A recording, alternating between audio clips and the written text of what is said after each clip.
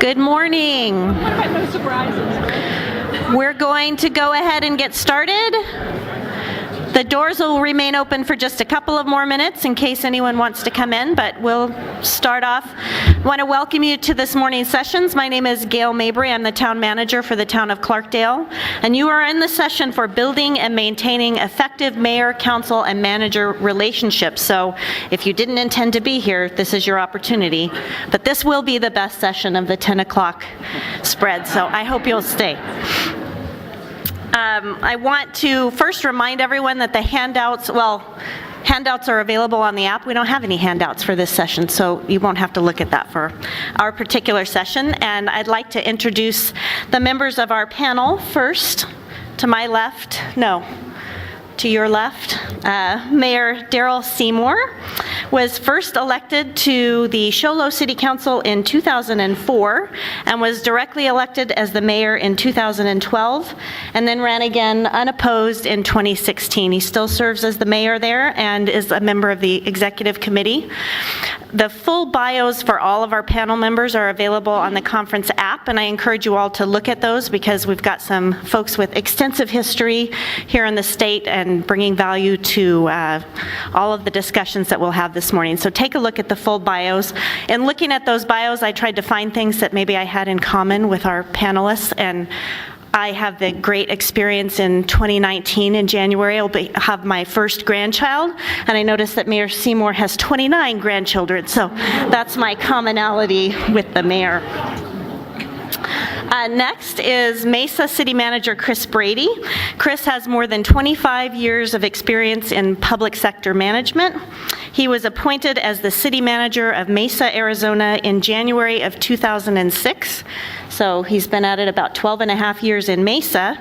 Prior to his tenure there, Chris served as the assistant city manager in San Antonio, Texas for 10 years, and he also served in various executive management and administrative positions in Bel Air, Texas, Houston, Texas, and Provo, Utah. So welcome, Chris. And finally, Mayor Kathy Cartlett is the mayor of the city of Peoria. She has been on the Peoria City Council since 2005, where she was elected 3 times to represent Peoria's largest and fastest growing district. Mayor Cartlett is Peoria's first female mayor and was elected to that position in 2015. She also serves as a member of the league's executive committee. I forgot to say my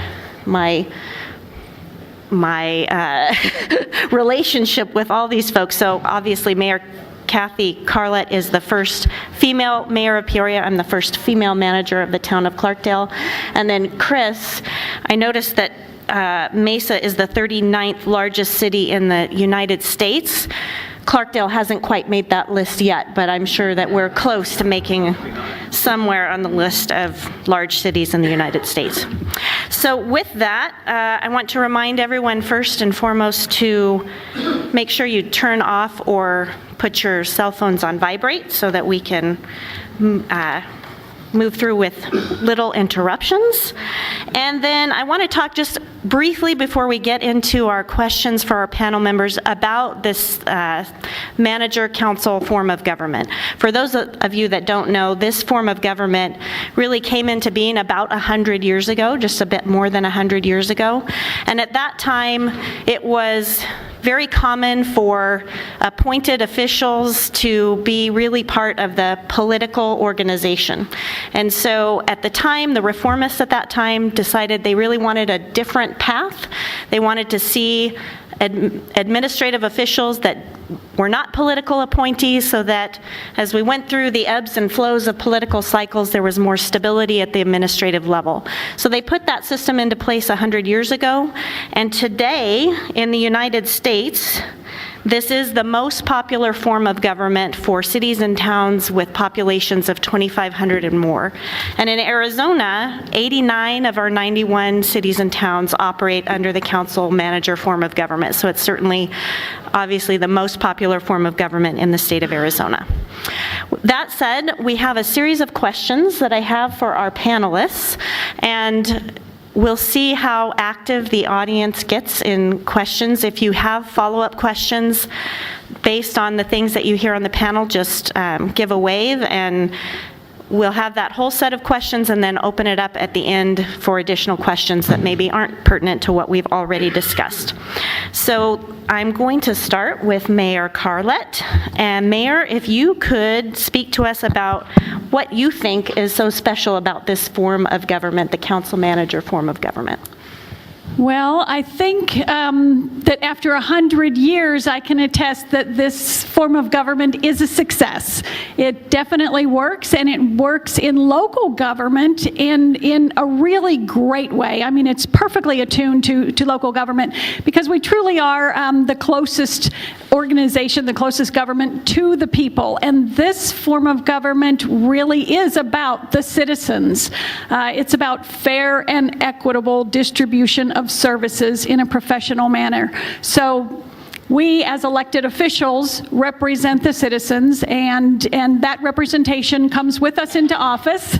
We always hope that's true. It comes with us into office, and we then take that and make policy out of it. So we say, this is the agenda that we're going to use to run the city, basically. And then we impart that policy knowledge onto the city manager, and then he is the one. He is the professional guy, he has the training, he has the knowledge, and he puts the administration of that policy into effect, and he brings it to life. So now we've got the citizens' initiatives being brought to life by somebody who is trained and knowledgeable to do that. So it's really great along those lines, and in addition to that, it's very fair, because once it gets to the administration portion of it, it takes politics out of it completely. So that, again, is where it becomes fair and equitable. All of the citizens get equal services from their city. So, you know, and one more thing about this form of government that's great is it's very flexible. So any kind of deviation or variation of your city council or the way your city is laid out, it can work for all of it. So if you have districts, if you have a mayor that is at large or voted on by the council, any of those things, they don't matter. This form of government can just be flexible and account for all of that.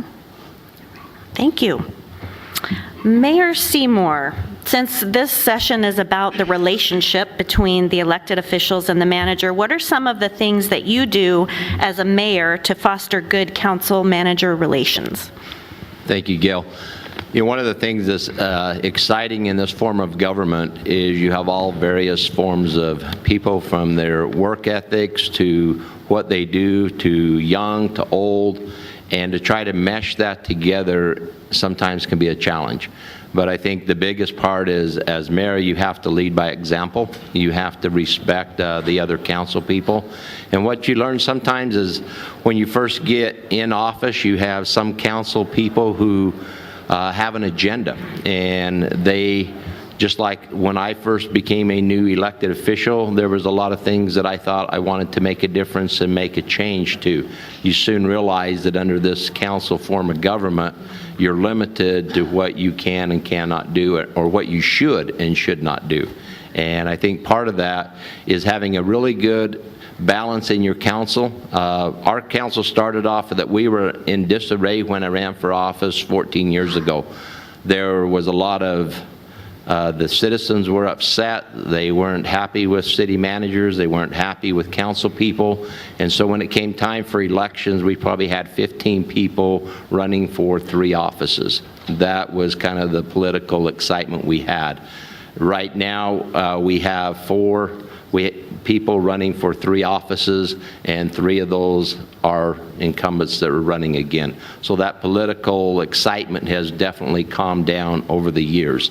But part of that is having a really good relationship with council members on a one-on-one basis, but being very careful not to talk about issues necessarily that are coming up with the city and doing the city's work in public. Make sure that your discussions about issues are really done at your meetings.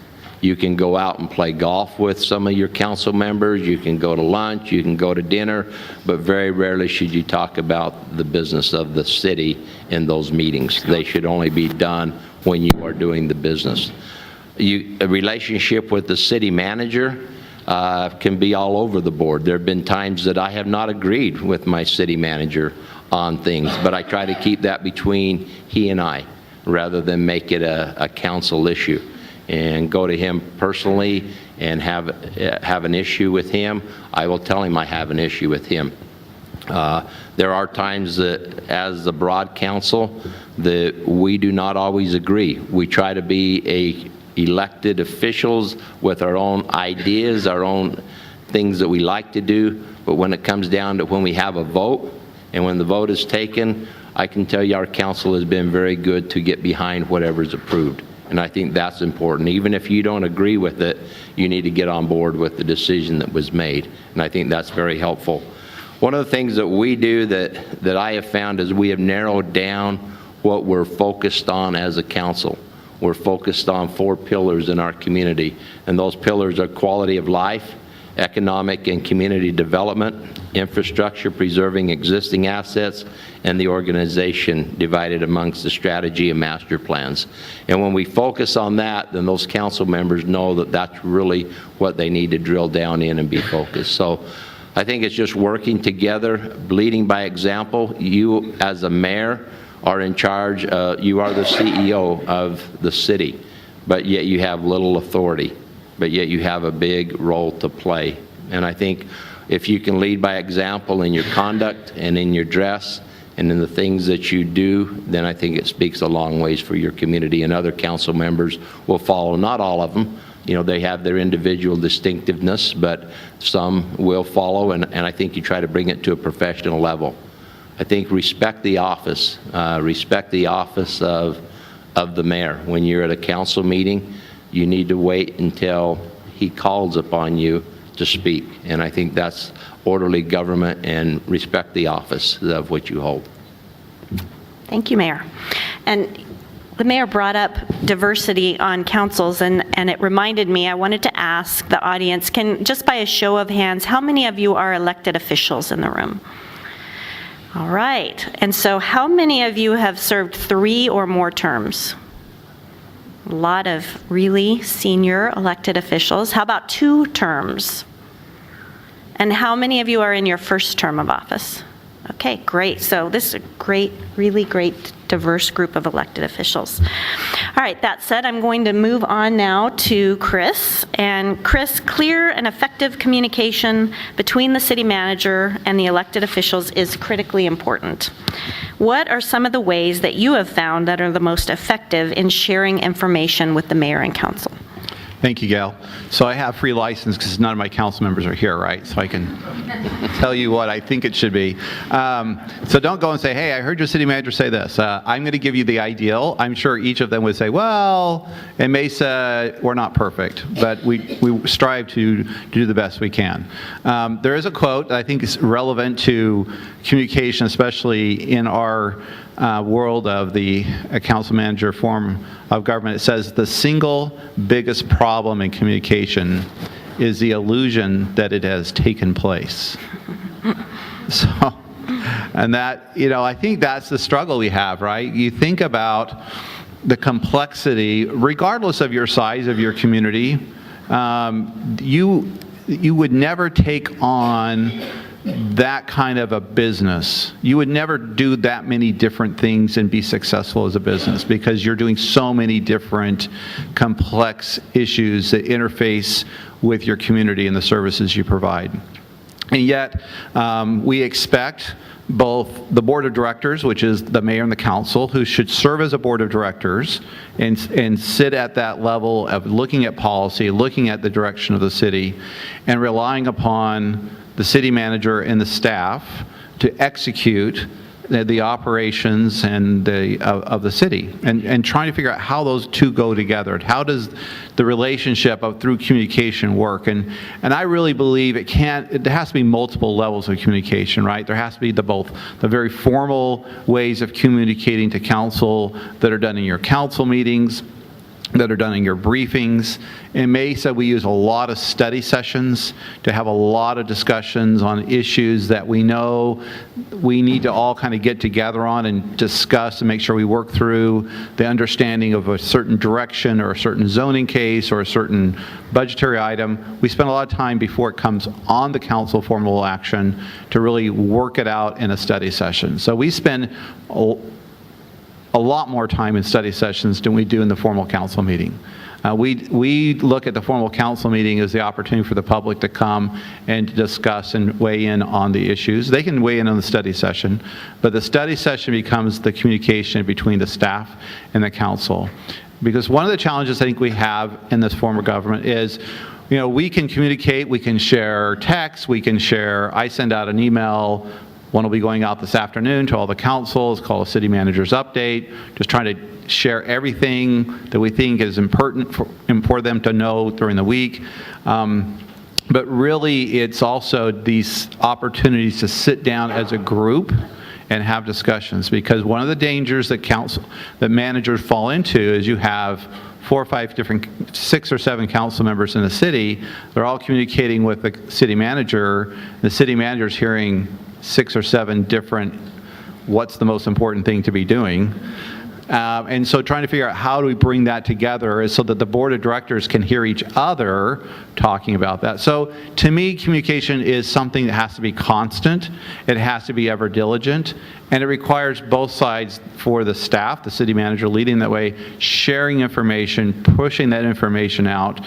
But it's also important for the elected officials, the board of directors, to make sure they're listening and that they understand too that while they're one voice, there's others that are also, providing information to the city manager. So whatever you can, and the multiple levels of having both formal, written, digital communication is very important. But sometimes just having dinner at a league conference in an informal setting can be just as valuable as anything else you do. So my suggestion is never pass up on the opportunity to communicate and share ideas, listen, and go back and forth. And I think that's how you can be effective. Thank you. Thank you, Chris. So the next question is actually for the whole panel. And when I get done with the question, we'll just, any of you that choose to weigh in, that would be great. And in preparation for an upcoming workshop on fatal flaws of a council-manager relationship, the ICMA workshop description said this: one of the most critical planks in the success of any local government lies in its relationship to its manager. Where that relationship is founded on respect and trust, the municipality will undoubtedly see considerable progress. Where the relationship is fractious, considerable energy is wasted on trying to avoid landmines and trying to create them for the other party. So my question for the panel is, do you agree with this statement? And if so, what are some of the important actions that elected officials and managers can take to build that relationship of respect and trust? Mayor Cartlett. Shall I begin? Absolutely, I agree with that statement without a doubt. I have been on councils that have all been working together for common good. I have been on councils where they were completely fractured and nothing moved forward. Everyone is constantly worried about what they say, worried how it will be used against them. The business of the people really does not get accomplished in that case. So making sure that environment of respect stays at the forefront of everything that a council does, I think is really, really critical. You need to make sure that the council has goals and that those goals are reached through consensus, because a city manager works for the entire body. He does not work for one person. So there has to be consensus for the city manager to be able to accomplish the administration, to accomplish those tasks. It's very, very important that the council gets together and agrees to those, and those should be done at a high level. And then once you have the goals that you're all working towards as a city, then everything that you do has to be tied back to those. That way there's no getting off track. Nobody is condemning the city manager for something they personally want to have done. Again, it all comes back to what we agreed on as a body, and what we agreed on was the best for the city as through consensus. So that gives the city manager direction, and then he can always go back to that direction. The open communication is huge, Just like Chris was saying, you have got to be able to get to know these people one-on-one. You have to get to know your city manager one-on-one. He has to have conversations with you on a regular basis. Our city manager meets with each of our council members formally once a month, and then the city manager and myself meet every week. There has to be a safe space for people to be able to openly say what they think, what they feel, what they believe, what their opinions are. It's not just about data. It's not just about statistics. You want the city manager to be able to weigh in and feel free to weigh in on what he believes might be the unintended consequences of something that you like or something that you're pushing forward. And the council members need to understand that the city manager is not their enemy, that they are on the same team, both working towards the same goals at all times. I think that relationship is very critical.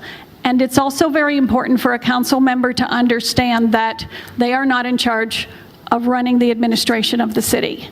It is not your job to go and say, I need a police officer on this street, and it's not your job to go and say, we need more books in the library. You have to talk to your city manager about those things if you want them done, and he can instruct his staff, or he or she can instruct their staff. Your job is to create policy. Everybody's got their roles, and those roles, as they are defined, are very, very valuable and critical in this relationship and making sure that it does not become fractured. And one more thing I would like to say, there are pitfalls everywhere, of course, but it's very important to know that the city manager is going to take the information that each council member speaks to them about, and that will be between them. There's no, if you do have the case of a divided council, you don't want to worry that your city manager is taking one side or the other. So everything needs to be very much out in the open and treated fairly and equally at all times. Thank you. Gentlemen? Either of you like to weigh in? I'll go next.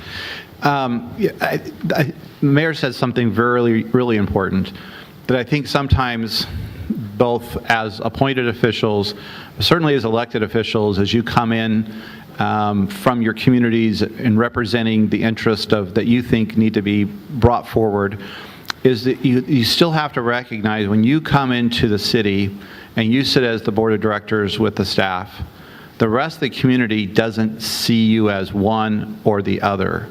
They see you as everything, right? You're the community. You're the city of whatever, or the town of. And this idea of team and working together, we don't have to like each other personally and spend a lot of time outside of, city business. But when you're doing the business of the people, I will tell you, based on my experience, and I've worked in some of the largest cities in the country, from Houston, Texas, San Antonio. I've worked in the city of Bel Air, 15,000, and now, the 36th largest city. And there is the energy that takes place between staff and the council and the elected officials. And it's demonstrably different when the council's working together. That doesn't mean they have to agree with everything, but at least they're finding a common purpose and moving forward. And that, not that they believe everything staff brings them, but they have respect and trust, and they're trying to give them their space. And the staff sees that effort from the council. They're not getting attacked, in council meetings or wherever. I can tell you, and I can give you dozens of examples of all levels of cities where the progress that takes place, the impact to services to the community, are so much more significant than with the energy that takes place when people are worried about whether they're going to have a job, or the misery index of watching a council battle out in front of the public. And it just kind of, it's just all that energy that gets absorbed in that. And again, I get it. We don't always agree. And there's council members that I don't always think that they are making the best decisions. but I get my role. And my role is when the council as a body says, Mr. Manager, this is the direction we want to go in. These are our priorities, and we want you to reallocate your resources and come in this direction. That's my job. And that's what I get assessed on. But also, it's important when I come to council and say, listen, we've done benchmarking on this particular issue. We can show you what the examples are across the country of cities our size that have done this before. And here's how we think would be a good idea. Here's some recommendations. And so without being attacked, maybe they don't agree with it, maybe they're concerned that it doesn't really apply to the community, that's fine. But when it becomes very fractious and kind of almost personal, then it changes a very dynamic in the energy that staff, and it filters all the way down. It filters all the way down. And so it's kind of like, the parent-child relationship. People, it affects the whole family. So it's an art, not a science, of how to have these discussions and roll, and maybe not agree, but how do you roll on to the next issue, right? How do you not let the relationship get impacted, but say that issue we're not agreeing on, we'll move on, and let's move to the next one. We're not going to hold grudges. We're not going to keep going back to that issue back there. We move on to the next one. That's an art, and it's really hard to do because we're humans, and we have this kind of pride part of ourselves that we don't give up. But I tell you, the councils, they can do that, the relationships, and I've been on a few, and we've done amazing things that have become legacies for that council that go beyond the years that they were on there. So it's an ongoing relationship building and respect that takes place. Thank you. Mayor Seymour. They've covered it real well. That is the art of being able to agree to disagree and move forward. I think one of the exciting things of watching is the city manager. How many of you guys like to have more than one boss? I have one. It's my wife. Okay. And then I have 30 grandkids that like to tell me what to do, but that's a little different relationship. But think of your city manager having 7 bosses, and that's what he has to deal with. It's when you can come together as a council and become one boss, that you're not trying to undermine, that you're not going to department heads and asking them to do certain things. You should never do that. It's go through the city manager, use him as he is the person that you're directly hired, and he's the one that you're directly over as a whole group, and you need to differentiate between those two. I have been on a council where we have let a city manager go, and the fraction that caused within our city, the division it caused even within the community, it was wasted productivity, and it wasted a lot of city resources on paying out a severance package and some of those things that happened. Was it in the best interest for the community? It was, but the way that our mayor at that time, in my opinion, went about it, he was by himself calling meetings that he shouldn't have been calling and doing things he shouldn't have been doing. And so it kind of caused a problem that we had to bring him in before we could move forward on getting rid of the city manager. So there are ways, there are procedures, and if we follow those, it will definitely be to the betterment of your community. As follow-up to those comments, I think each of you in our discussion this morning has referenced strategic planning and goal setting as a critical part of this process. So anyone have some follow-up comments on that, about the importance of that for communities and how you use it in your own community?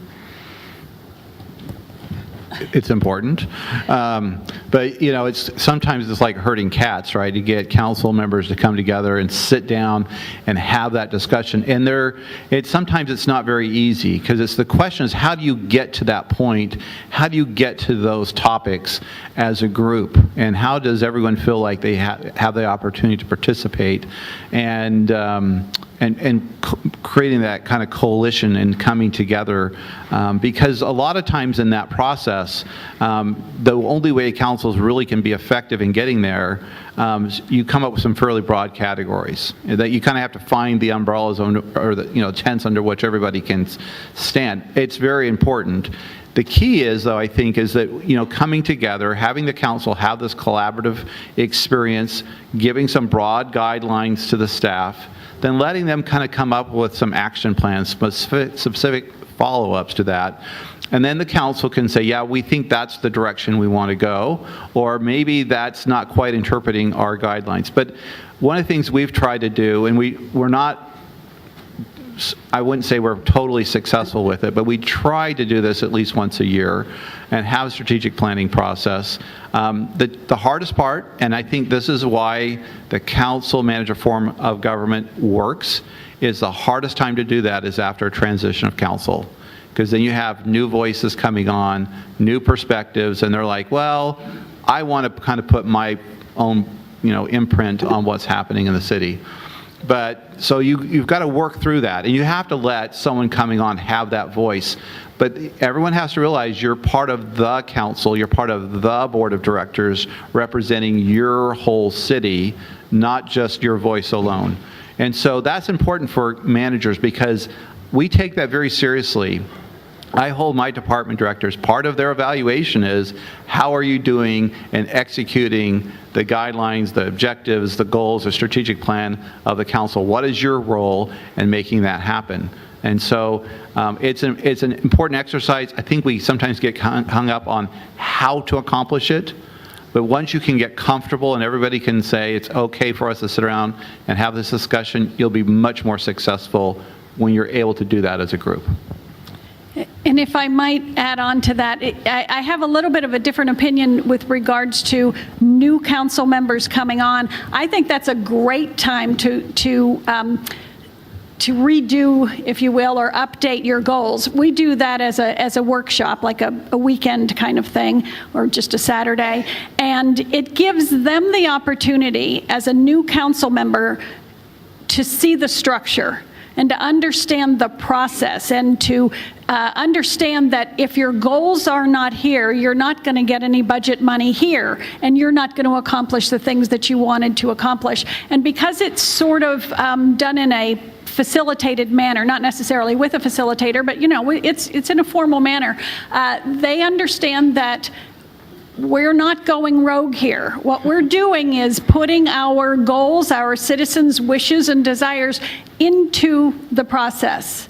We're talking about taxpayer dollars here. All of it has money attached to it. And so they need to understand that we don't just come in and say, my citizens want this new sidewalk, so we're getting it tomorrow. And for a new council member, it's hard to understand that. You think, now I'm elected, I'm going to get it all done, right? But there is a process, and you have to work together as a body, and I think this is a great opportunity. The goal-setting process is a great opportunity for them to understand that they are now part of a body. And we want to hear what you have to say, and we want to incorporate it, but this is how it's done. And so I think that's a good opportunity. As a mayor, I sort of have to herd cats too, and get all of my council on board, making sure that I can advocate for the policy issues that they want done. And, this is how we do it. We do it as a group. So I think it's a real good opportunity. Thank you. Mayor Seymour, anything to add? Just real briefly, one of the great things is we start our budget process in January, so any new elected official is immediately right going forward. Immediately, they start seeing in the budget how their desires or their goals could be played out financially right off. And then we usually have our retreats in October in the fall. And so we're just winding up with some of the older seasoned council members are finishing their tenure at a retreat. And then we go right into the new elected officials. If there are very many new ones who get elected, we're starting the budget process so they're able to see that transition. Thank you. So this session really focuses on the relationship between the mayor, the council, and the manager. But there's another big piece of that relationship, and that's the community. So Mayor Cartlett, under this form of government, how does this form of government benefit the community? And then as part of that, how does the community get to interact with this form of government? This form of government is perfect for that. It's really designed for that. It starts with the citizens. They are the voice that brings their representative into office, and that representative comes in knowing what the people who voted for them, or for the most part, or generally at least, knowing what they want out of their city. And so now the representative is in a situation where they can get those things enacted on, for the benefit of the citizen. In addition to that, the representative form of government, there is also a lot of opportunities to involve citizens in government. You can have boards and commissions that are all volunteer citizens. You can have ad hoc committees. You can have very specific kinds of committees. We have formed committees that have to do with projecting the future that we want in our city, projecting the quality of life that we want, and those committees can be a wish list, but they can go all the way down to how are we going to come up with new revenues. So there's all kinds of ways to bring people into this form of government, and all of them are very welcoming. So I think that that's really important. We don't, once we get elected, we don't put up any kind of a shield or a wall. We say we still want to hear from you, citizens, and everything that we do, of course, is done openly. And all of our meetings are public, and all of our meetings invite citizens. And we are even now streaming our council meetings live on Facebook, and people can comment real time. So how's that for nerve? We have a question in the front row. I had a question, since that's a real good point. In my view of being mayor, I want to always involve the public. In fact, I go out and I poll the public, and that's how I make somewhat of a decision in council. What point do you, I don't know how to put this, do you work with the public enough that you bring in those conditions into the council itself? I started a pre-meeting before the council. Thought it was a good deal. No agenda, nothing, anything. You can come in, you can yell at the mayor here, you can give me as ideas, you can give me as complaints and everything. Council shut it down. They don't want to listen to it. What do you do in that position? So I'm going to try to, in case anyone in the back row could not hear that, it was a long question, but basically it's a mayor. I'm sorry, I don't know what community you're from. Oh, it doesn't matter. We have a mayor in the front row, and asking about that, what's the balance with citizen engagement and direct engagement from the elected officials? How can you really get out there with your community and get that input and have that filter into your decision making as individuals? And then if there's disagreement on the council about your individual approach, how do you handle that? Okay, so it's a lot of questions there. First of all, I do Morning with the Mayor once a month. I go out to various places in the city, bring donuts. People will come if you bring donuts, for sure. And I just start talking about the way the city operates, do some basic municipal government 101, and then take a lot of questions. And those have been very, very well received. In addition to that, though, another aspect of with regards to what your council has done and the difference of opinion about how much we want citizen interaction, I think you can develop some policies that talk about how you are going to, open up the mic in your city council meetings. And not opening up the mic is going to have some real bad consequences in the future, and you hope that they don't have to learn that lesson.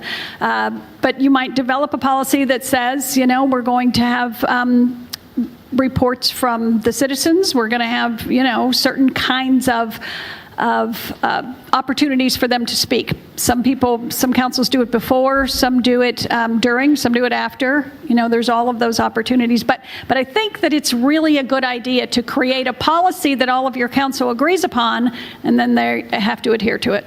So what is your view about inviting the public?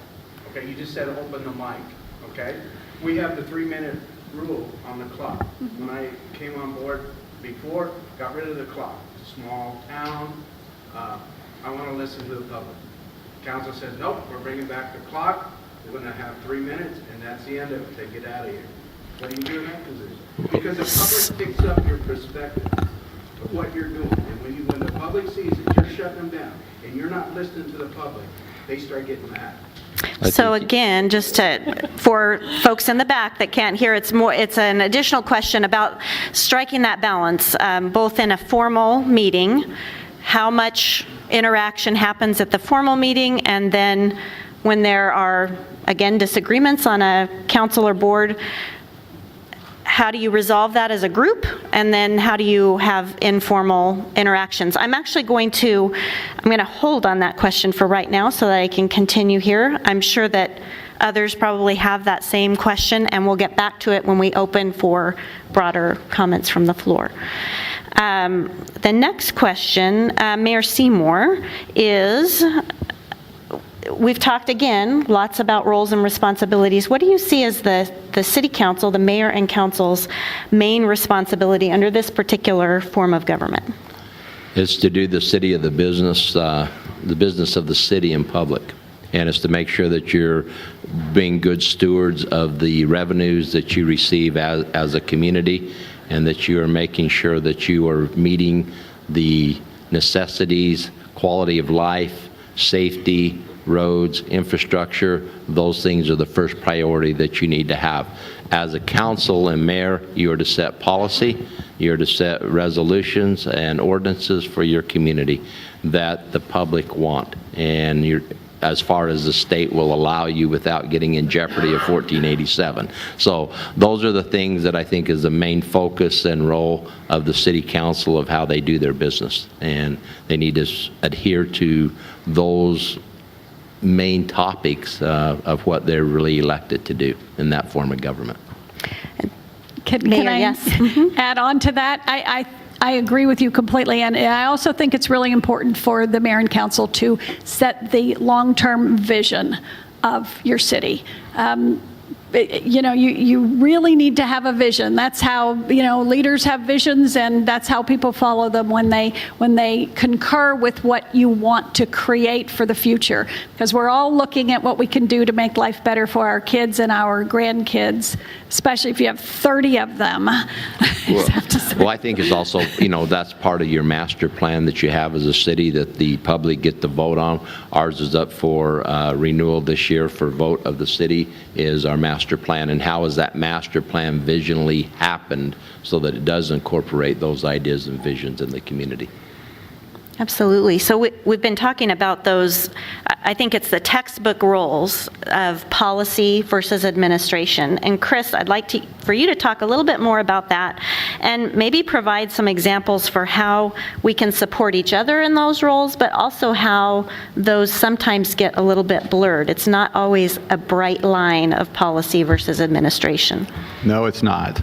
And so it's a challenge, isn't it? That it sounds really easy here that we say, board of directors, policy, strategic vision, council, you stay over on that side of the line, city manager and the staff, you stay over execution, operations, and the world is just going to be perfect. And it doesn't work that way, right? It goes back and forth. There's a lot of gray areas because we make decisions even as we decide how to deliver services in some ways, and the methodology we choose or the technology may affect the policy, may affect how that service is delivered and how it gets access. Council members' policy, sometimes if it gets very detailed, can be very specific about how budget allocations are to be made and how specific an operation to be made.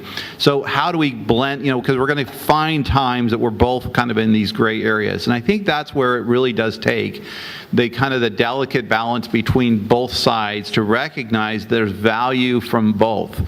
I have staff members who are very good professionals in what they do, but because of their training, their experience, in some ways they are strong advocates for certain types of directions and strategic plan, especially they're involved in a lot of environmental issues or issues that relate to land use. They may have a very specific idea that feels like it could also be policy direction. And so I have to be careful to make sure they're not going too far with that they create policy by the way they implement the decisions they have to make.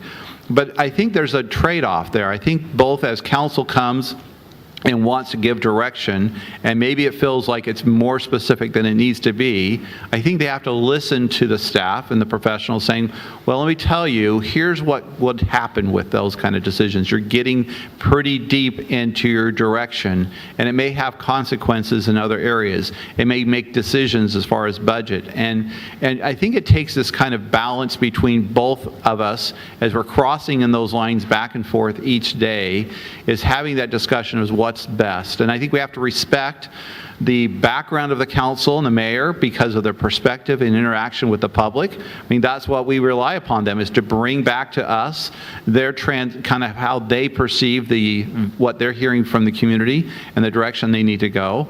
I think the elected officials also have to recognize you have professional staff that have been trained and have experience. But there's going to be times when they go back and forth, and I think it just takes a lot of listening. And I think there will be times with the staff, I know I've sat down with the mayor and said, Mayor, I think this is kind of where the council wants to go. I think it's a policy you may be interested in. I mean, this is a direction that we as staff could think we could help you out. And I think he listens to that. And there are times he goes, how you guys, or it may come from a council member who says, the way you're going about, it's usually after one of these conferences too, right? Some vendors convinced them about a better way to take care of graffiti or fill a pothole. And so they come back with some ideas that they want to share with us. And so we have to have an open mind and listen to them and not think that we know everything about operations and how things are done. Council members come with their own personal experiences. It can be very helpful. I think there's just a lot of mutual respect that has to take place and a lot of listening and being able to find ways to support each other in our different roles and spaces. Okay. Thank you, Chris. So this is another question for the whole panel, and it's about a critical element between the mayor and council and the manager, one that I think many councils can find challenging, but really important to get it right, and that's the evaluation of the city manager. So I'm hoping that the panelists can share their experiences with regard to evaluating the manager, maybe share some practices that you've found to be effective, and also share your insights about how the community is impacted when that process isn't taken seriously or is a bit flawed. We have an annual evaluation of our city manager, and at any time we can pull him in and change or have a difference there. One of the forms that have worked for us is he doesn't like anything written, okay? So it's a little bit difficult to have an evaluation where there's not a follow-up as to what recommendations you gave. We try to keep really good notes. He doesn't like to have necessarily open to the public because it is an executive session, but yet anything that you take record of can be asked to be made public in certain areas. So we're cautiously how we evaluate that particular, steps that we go through. And so it's kind of a delicate process. We have always asked the city manager if he would like to be present during the evaluations, of which he has always chosen to be there.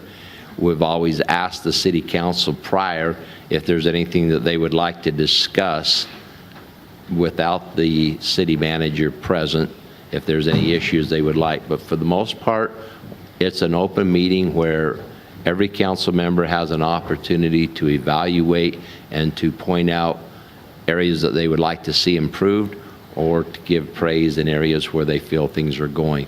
But we always monitor the city manager based upon those goals that we have set as a council, based upon our main objectives we are trying to do as a community, and we measure him according to those measures. And we have a very gracious city manager in that he's never asked for more than any other employee has gotten as far as an increase of salary or change. He's always been willing to accept whatever we have given the other employees. That's all that he's asked for. Chris? Annual evaluation is my favorite time of the year. And I think that's one of the things that maybe drives me nuts a little bit about it. They're necessary. I've been going around talking to my employees about the importance of accountability and how it's important to have goals and objectives so we know what the expectations of us are as we come to do the work every day. And I think that's important, that before you can really have an evaluation of your city manager, it helps to kind of manage the expectations. If the council doesn't have goals and visions, then what is it that you want the manager to do? What is his job? Make sure the garbage picked up and the potholes are filled. Okay, check. I think that's part of the communication. And I would also say this, is the annual review should not be a gotcha moment. If it's a gotcha moment, then your relationship is not working. It needs to be that there are conversations, maybe not in a formal executive session, but certainly on the one-on-one meetings and other conversations during the year, there should be a discussion about how are things going? I wish we could do a better job in this area. We're trying very hard to improve our services, but we are limited by resources. What can we improve? So really, at the annual review could be kind of more of a summary of everything we've been talking about during the year, instead of, well, I've been making this list since the last time we met. I'd like to share it with you now. Can you imagine doing that in your own relationships at home? It wouldn't last very well, right? And so why do we think that relationships with another human in a professional setting should be any different? They can't be. And so I think it should be a collaborative experience, right? It should be, Mr. Manager, these are things that have gone well. Here's some areas we'd really like to see some improvement or some change. But the city manager should be going, yeah, I kind of expected that because we've been having these conversations during the year. Now I really get it because it's coming up in my review and I need to really stick to it and get it done. Then on the other hand, there will be times where the relationship between the manager and the council is just not working out well. Be professional about it. There are ways to separate relationships in very professional, humankind ways without having to be clandestine, having secret meetings. Be upfront. Just say, we need to find a different path. This isn't working. So how can we make this work for you and us? Because who's looking at that is your next manager. That's the first question they ask. So, what happened to the last manager that was in this community? And if you really want to get the best of the city managers, the ones that are actually doing okay in the position they're at, and there's really no reason for them to leave, but your community might be attractive, but if they hear about how the relationship was with the former manager, they're going to go, well, why will it be any different for me? But there are ways to have separation or to disagree and make that work. But again, my biggest thing is don't let that be a gotcha moment. That shouldn't be that. That's not very professional, and your reputation and as your community in the world of city managers will be known if that's how it works out. So just be upfront. Be open in your discussions and transparent in all you do. And I think you can always work out those relationships. Mayor. We do our city manager reviews in a fairly structured way, and we do it annually. First, we ask our city manager to do a self-evaluation, and everything that he does is going to be tied back to council goals again. So all of the things that he says he accomplished are tied back to what the council had said was their priorities or their pillars. So that's the first step. At the same time, I send out a form to all of the city council members and ask them to fill out this evaluation form. And there's very specific questions that have to do with the relationship with council and how the city manager has accomplished goals from the previous year, and it's probably like 5 pages long, asking them to be very specific and to write as much as they can. Some council members write a lot, some write yes, no, very little input. Then we take all of that and we have an executive session. In our executive session, we have a facilitator. So the facilitator's job, and this is by contract with our city manager, the facilitator's job is to sort of round it out, because remember, we are reviewing the city manager as a body, not individually. We still have to come to some kind of consensus with our viewpoints. All of our comments matter individually to him, but if you've got some rogue council member who is, wanting to overthrow the government, and you want to make sure that they don't carry the day, we've got an entire body and we need to have a consensus of how our city manager is doing. So the comment from that one individual can be heard, obviously, but if there's no consensus for that, then that needs to show also. So the facilitator does a good job of making sure that everything is written down, but then when the city manager comes in, so we do that first with just the council and the facilitator, then the city manager joins our group and we go over all of those comments. If there was somebody who is kind of rogue and and there was no consensus for their opinion, it does get diluted, as it should, because again, we want to hear that comment, but it didn't carry the day. So the facilitator really helps us with that, making sure that we're speaking as a body. And then when it comes time for us to be talking about financial compensation, we have comps that our Human Resources Department has given us in advance, and they are all the cities, and it has cities that are similar population, or geographically, or both, cities that are in the valley, and benefits, and we just go down the list and decide how our city manager falls into that compensation list. And we want to make sure that we, that we can retain good employees, as everyone wants to do. This is a professional organization here, and we want the most professional city manager that we can have and that we can afford. We also want to make sure, though, that we don't do anything outside of the realm of what our other employees are getting with regards to any kind of an increase. So we go through that entire process every single year, and then at the end of that process, when we're still in executive session, then it's go around the room, council, and talk about what you anticipate for next year. Because now we want to add that on top of all of the things the city manager does. We want to give him a whole bunch of new things. And we want to tie it back to his review, because then he has to do it, doesn't he? So I can say that, I've got a lot of citizens who are walking to the bus stop and it's too hot for them. We need shade. And so now he has to develop a shade master plan. And it's tied to his review, so I'm sure that I'm going to get that. So I love that. Thank you. I want to add a little bit more on this topic. For any of your communities that might not have a formal process but are interested in establishing one, I can tell you that for the town of Clarkdale, I've been serving as the manager in Clarkdale for 20 years, and about 15 years ago, we were in a position where we didn't have that formal process. And where did we turn? To the League of Cities and Towns. I'm sure you all appreciate that they're a great resource. We actually got our the process for our manager evaluation came from a session here at the League. Whether there's a session or you just reach out to the League and say, can you put a question out to other communities so that we can take a look at other samples of processes that other communities use. If you don't have a process, I'd encourage you to do that.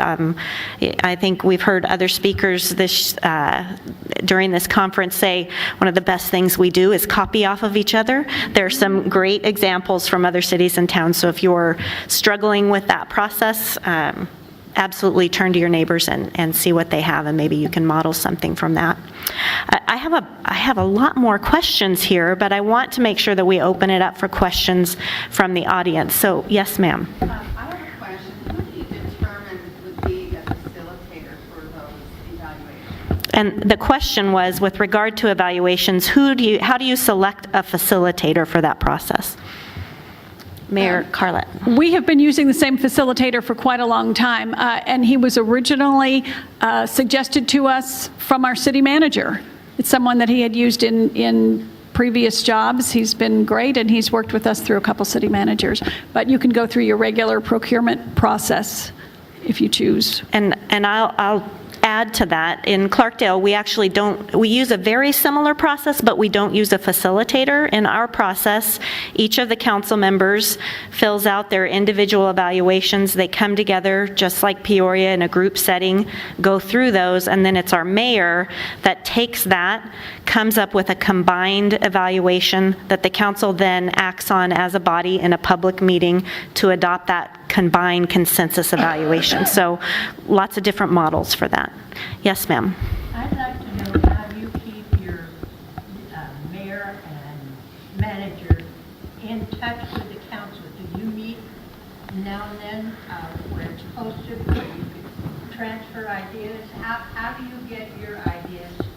You meet with your manager, then how do you get your ideas to the council where they can talk back and forth, where you can find out what your council thinks? And the question is, with interactions between the mayor and the manager, how do those discussions then get translated to the entire council? How do you all get to interact and discuss those topics of interest? I think each council member has their opportunity to meet with the city manager on a regular basis as need. There are a few things that the mayor knows that maybe the other council members don't, that the city manager came to him in confidences with and shared, and I hold those in confidences until there's a time that we either have a study session or something, and we share that with all of the council members if there's an issue on those type of items. But I'd like to know what the other council members think, sort of. We have not found that to be an issue because they're open enough. And then the city manager is very good in his city manager's reports every week to detail everything that he is doing and what he's working on. And I find that communication is very helpful. You will have some council members who may not read that thoroughly and pick up all the information that's there. But I really feel that if they're reading that, they're knowing exactly what that city manager is doing all week.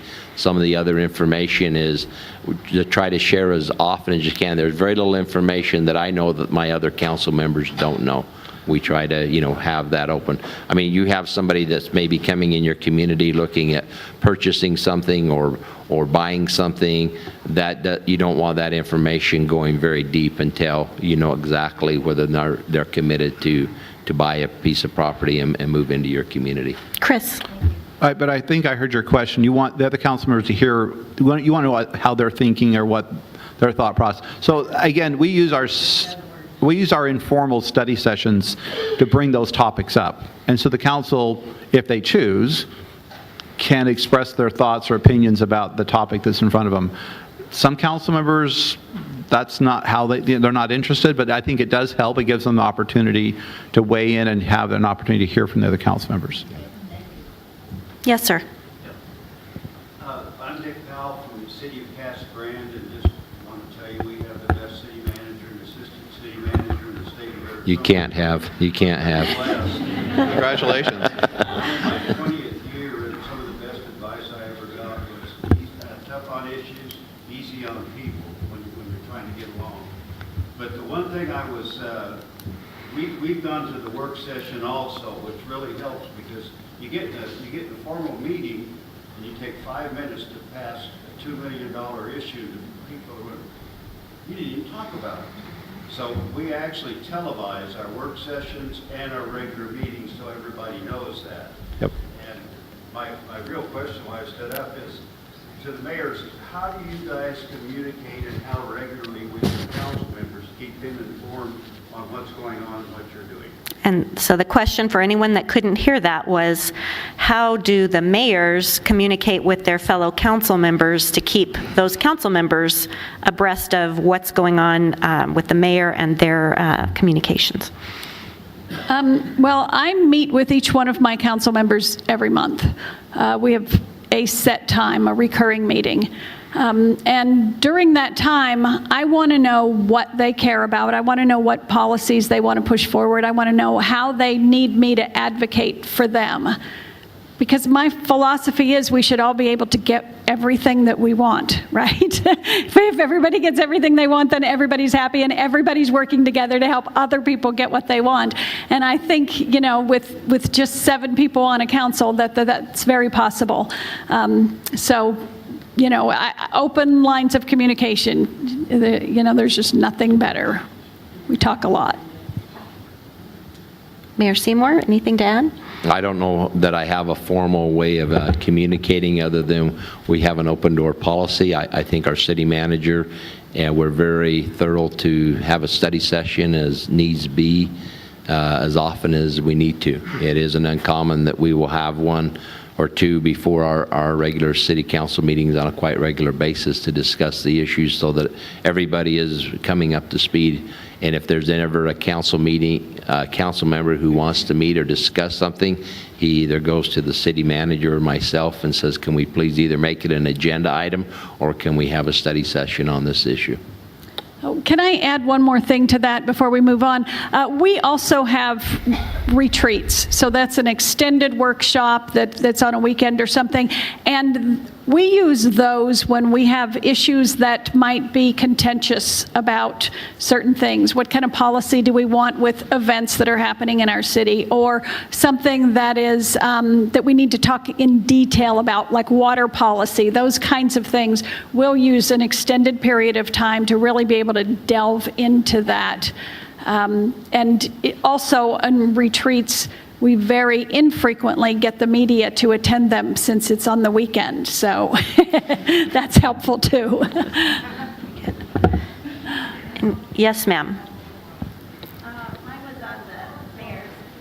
The question I have is when you talked about talking to each of the council people, is that not like an open meeting law violation? Because you're basically having what do you call it? A string meeting, or you're meeting with each one of them, and so you have information about your council. So the open meeting law, it's the big mysterious monster in every room. So if I am not talking about something that we're about to vote on, if I am not taking one council member's opinion and giving it to the other and giving it to the other, we never have a majority. You know, it's somebody, a person is allowed to tell me whatever they want, and I'm allowed to tell them what I want. As long as we don't carry that forward to the next council member and the next council member, then we do not have an open meeting law violation. Other questions? Not yet. Okay. I'm going to move on with our questions here. If anyone hasn't noticed, it is election season. Might have slid by most of you, but during an election season, many communities see changes among their elected officials. And we've talked a little bit about that process and how you move forward from there to really start to build that team again. So I'd like to hear some examples of steps that all of you take to basically orient new elected officials and then start from new and move forward with new teamwork. I think one of the processes that we have that's very helpful, when a person pulls a packet to run for office, we have a form that's called the Norms of Operation of Code of Ethics. And it kind of goes through and outlines what they would be responsible to adhere to if they were elected. And as soon as they are sworn into office, we then ask them to sign this form. And it is just a normal city council norms of operation. It says what they this form of government. It helps them understand exactly what we expect of them, all the way through the code of ethics. It's if there is a council member who goes rogue, what we can do to reel him back in. And so it's right up front, and they know that as soon as they pull a ballot or pull to be able to go get their names on the ballot, they know what's going to be expected of them. And we have found that that's been very helpful to be able to, we can pull this out and we can show, hey, you signed that you would not do this action that you're doing. And it really isn't anything that's different other than what the state law requires us to do. It's just helping and explaining it a little better so that they understand it clearly. And it's been very helpful for us in our community. So we do, we spend a lot of time with orientation. I think it really helps for the staff to be able to sit down with new council members. A lot of times they have no idea what the city has been doing. You know, they've been out on the campaign and hearing from very special interest groups or interested parties, and then they come in and figure out the business of the city is much more complex, and there's a lot going on. And so that's good, because it can be overwhelming, but we roll through all the legal issues and ethical issues, budget issues, but then part of what my job is to say, okay, I could have an orientation that we could do this for weeks on end, but what are you really interested in? What what motivated you to decide to want to be part of the city council? And then quickly we can kind of get some interest, and a lot of times there are very specific interests. And then, we found that helps us, because then we can bring in the staff that are in that area. They can start sharing, here's where we're at.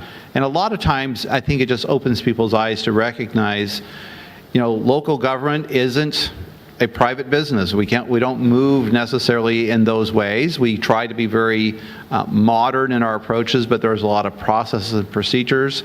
And then we keep throwing out state laws, and nope, those legislature won't let us do that. Oh, nope, they took that away from us last year. And so they quickly figure out where the real conflicts are. But I think that's a great opportunity to bring them in. Sometimes there's a lag between the time they're elected in November to the time they actually get to sit in their seat in January. And so a lot of times we'll invite them to come to the council meetings, and they can sit next to the council member, assuming there's that relationship, or at least be in the room, so they can they're getting all the same information as if they were on council as soon as possible. As soon as we know they are the designated individual to take that position, we start bombarding them with all the packets and information so that they get a head start. Our goal is when they get sworn in the day after, they're already kind of at almost a running start going in, and I think that's beneficial. Mayor. Yeah, and I thank you for doing that too, because we do that in our city. They go to each department, they talk to the directors, they spend a lot of time with the city manager, and it's really, really important for them to understand the way the city operates, and it is very, very complex. Then my job is to make sure that they understand that they're part of a team, that we work together, that we all have goals, and it's not just a one agenda item when we go sit up there. It's all of the goals, and it's for the benefit of the citizens, of the cohesiveness of our city, as well as working towards those long-term goals and visions. So it's a real big picture, and I want them to understand that they are a part of a team. Collectively, we're working towards that big picture, in addition to whatever goals they brought with them. Can I say, the other thing is showing them agendas at the council meeting, because everybody thinks, oh right, so cool, I get to go I get to be at the next council meeting and make all these really important decisions, right? About what, how many bolts you're going to buy, how much toilet paper you're going to buy, how much whatever, and they realize, wait a minute, there's a few exciting things.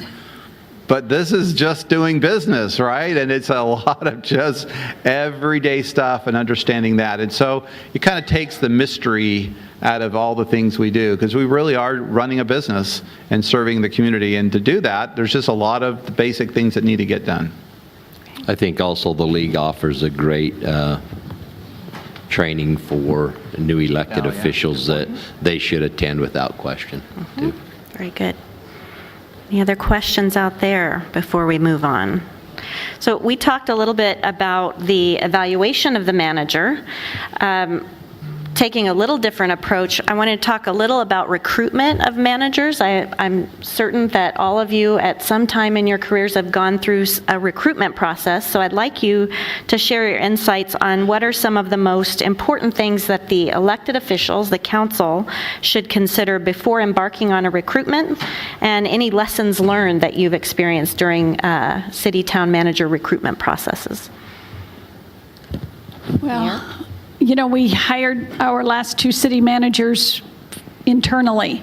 So I'm not so sure I'm an expert on this. I will say that as a council, we sat down and talked about what qualifications we want from our city manager and what we want our city manager to accomplish and how we want our city manager to interact with us as a council. And so we made quite a long list, and it was, the ultimate person.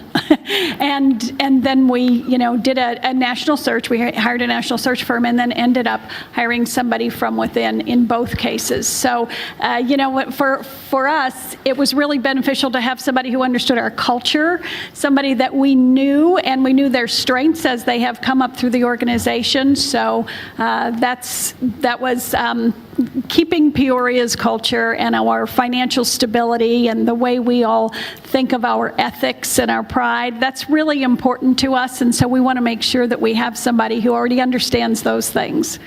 So that helped us make a decision. Thank you.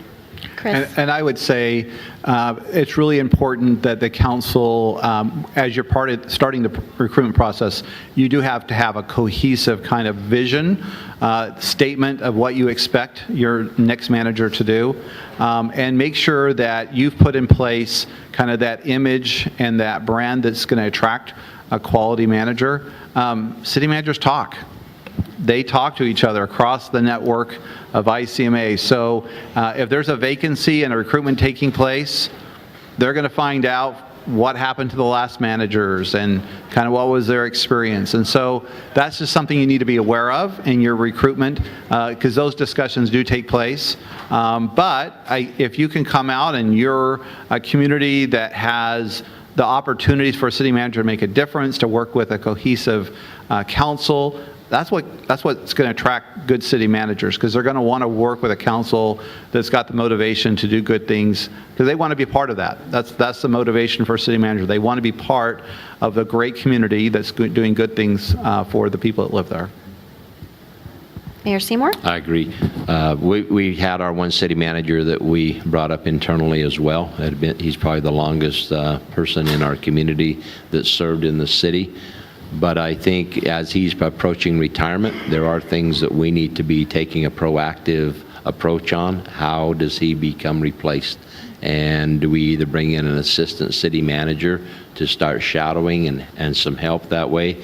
So, but you always have to be, looking. You never know when somebody's going to get an offer and they choose to leave. You kind of have a pretty good idea how rooted your city manager is in the community and whether or not he's looking at going somewhere else. In our case, we have a very rooted city manager, but I think we have to always realize that someday he's going to retire, and when he does, we want the very best replacement. I want to make another pitch for the league here. For those that don't know, the league actually has a recruitment guide for the city manager position, and I think it runs the gamut across all sizes of cities. There's really two ways to go about that, and that is hiring an executive recruitment company or handling that recruitment internally from your own organization. Within your organization, you might have a human resources department that can do that, but the league has a great overview of a step-by-step process that provides those issues that you should be thinking about the recruitment, and I think you've heard some of those suggestions from here on the panel. So if you're going into that process and you're not sure where to turn, you can always turn to the league, and they've got some great resources for you. We have about 10 more minutes before the end of the session, so make sure you raise your hand if you have any questions. We have a couple more minutes just for questions from the audience. And then the final topic that I want to offer up the panel, in concert with the recruitment, the next stage after you go through that recruitment is negotiating a contract with your city manager.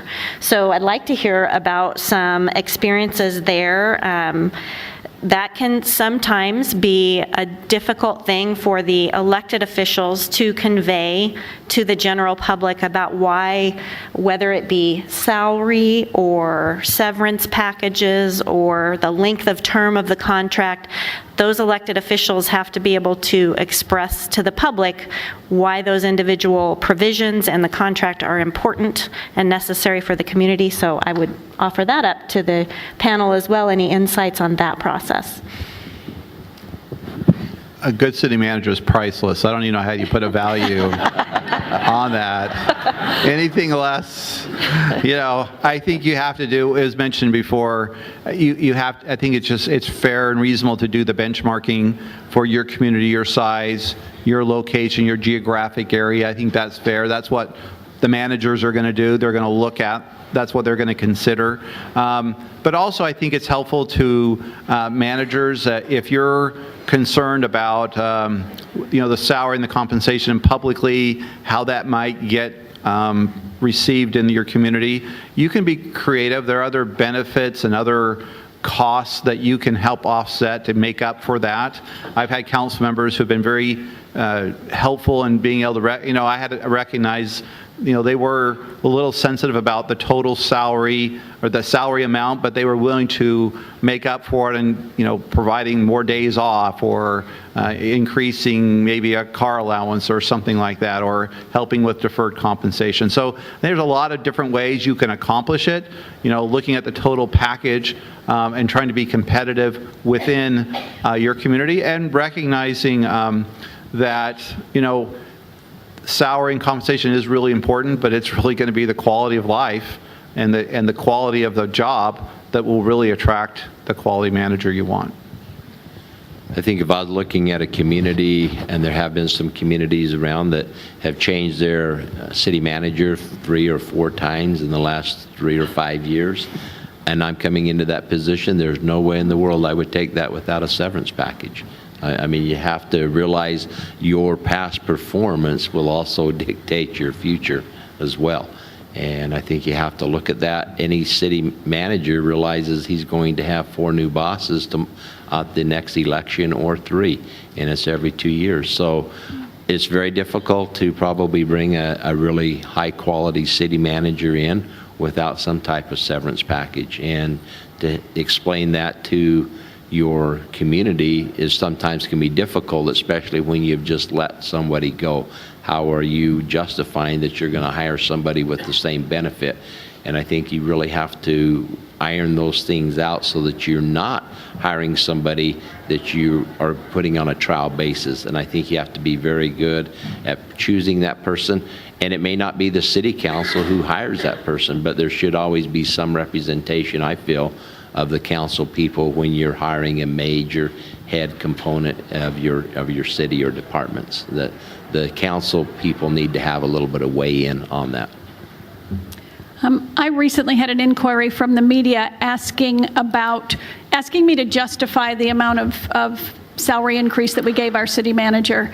And I looked at that as a really great opportunity, because they don't know really what the city manager does. We're the face of the city, the council and the elected officials are, and so they don't always know. It gave me an opportunity to be able to convey to the citizens, the people who were going to read that article, what our city manager does and how it translates into their life that they have, the reason they actually bought a house in that city in the first place, the roads and the parks and the conditions of the playgrounds, and how often the shade structures over the swings are replaced, those kinds of things. They need to know that, and I think once they do know that, then they'll realize that, yeah, a good city manager is priceless. Very good. Any other questions from the audience? And we'll go to, yes, sir. I'd like to hear a little more on the mayor-council relationship as an open meeting laws, how you invest them in. Council members don't like to be blindsided. They feel like they're the issues. Okay. Public discussion, and that's not what they really want to talk about it. So the question is to have a little bit more further discussion about the communication between the mayor and the council members, and how to avoid circumstances where an individual council member may be very surprised about a topic that comes up for the first time, at least that they hear about it for the first time in a public meeting. They should never hear about it I first in the agree. public meeting. I mean, they've had their opportunity of reviewing the agenda. They have their opportunity to weigh in on that. Usually in our city, they have an opportunity to come in and to meet with the city manager. Whenever I have my agenda review with the city manager, my first question to him every time I meet, has there been any council member call to discuss any one of these items in particular? So I'm not also blindsided at the meeting to know whether or not it's going to be a hot topic with one of the council members. And if there has been, we still have a day or time to be able to talk and to work through that communication to make sure that we're not just explaining, airing it out for the first time at a council meeting. And that's probably the last thing you want to have happen is you're airing out a grievance or a difference for the first time in a council meeting. And I think, hopefully that would never happen, because the way our agendas are, they get presented to the council at least 48 hours or more ahead of time, so they have draft agendas and then other agendas so that they can see that. But maybe more importantly, as the staff, part of our responsibility too is if we recognize that there are issues that are coming up, whether the mayor's interested in putting an item up there, that if we know, and I think this is parts of the communication, right, and council members talking back and forth with the staff, if we recognize that there's an issue going to be coming up that a council member is going to have a particular interest in, we need to go meet with them one-on-one. I need to send my department directors or my professional staff to go sit down and talk about why we're making changes to this street or why we're making this planning case is coming or zoning case is coming, why that's important. So again, staff doesn't like to be surprised. They don't like to have council do gotchas, and we should never do that to a council member. And we try not to. I think, but if a council member should never feel like they haven't had an opportunity to at least have some kind of discussion or know what's coming up. They may not agree with what's happening or all the details, but at least they should have an awareness and have the opportunity to access the mayor or the city manager or the staff before those items are coming up for decisions. And additionally, if you have something complex like your city budget that's coming forward, in advance of that budget, we usually have, at least 6 or 8 workshops that have to do with the individual accounts. So we're going to talk about drainage, or we're going to talk about our enterprise funds, or and especially if we're going to need to raise fees for anything. We're going to have a workshop in advance so that council members can be fully vetted and fully knowledgeable on our budget prior to it coming for a vote. All right. Yes, ma'am. If we're not getting work sessions and we would like them, what would be the proper procedure for requesting? So the question is, if we are not using work sessions, but we would like to, what is the proper procedure for requesting that? Well, I think you should go talk to your city manager and mayor and say, we heard this was a really good idea. From, like I'm going to hear it. I know I'm going to hear 5 new ideas on Monday from the council that they got from this session, and that's okay. You just say, I went to this session, and I'll tell you, it really does work because we give the council multiple opportunities, not just to read the backup of the agenda items, but to ask the staff questions in front of their other colleagues. Whether their other colleagues are going to want to express their opinion on that item or not, at least they have the opportunity in front of everyone. And we do the same thing. We televise all our study sessions so we don't get criticized for the public not being able to see what was the council thinking. So I think they're very important. We even on the day of our formal council meeting, before we go up and start the formal council meeting where we make the adoption, we have another study session. And a lot of times that one is really just to follow up from maybe some of the questions we got earlier in the week. And we'll meet on a Thursday morning at 7:30, and the staff is there, the council's there, and sometimes we can't answer all of the questions right there because we just weren't ready for it. We'll try to get to the council as soon as possible. Maybe now we have council meetings on Monday. The council can say, okay, I asked this question. I just want to make sure, does everybody, understands the answer, or here's what staff came back with. It's on television, it's on the record, and then that way when they go up into the council meeting, yes, they may be, the consent agenda may be long and it may happen quickly, but as the mayor will often say, we've talked about this several times, it's been on television, council's members have a chance to weigh in it, and that seems to work pretty effective for us. And also, in our city, the mayor is in charge of the agenda. So if you're having those regular monthly or however often you want meetings with your mayor, you can say, I want this to be on the agenda. What do you think? And I always put those things on there for sure. All right, we have one final question. Yes, ma'am.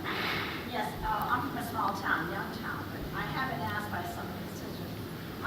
I know Cartlett and I know Shelby, you're a smaller town. Do you require your city manager to live in your town? So the question is there a residency requirement for your city or town? So I'll let the mayor go first, and then I'll speak for Clarkdale.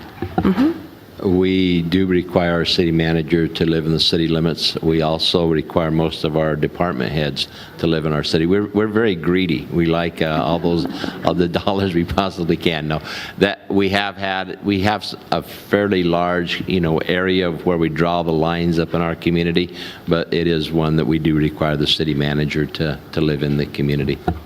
And I can speak for Clarkdale, and I think generally, most cities and towns do require the manager to live in the city or town. In Clarkdale, our town code does require that, but it also gives an exception. If the council has some good reason for exempting that requirement, they can do that. But in general, it's expected that the city or town manager live within the limits of the city. All right, we are all set. It's 11:30. First, I'd like to ask everyone to please thank me or join me in thanking our panel. Yes, thank me.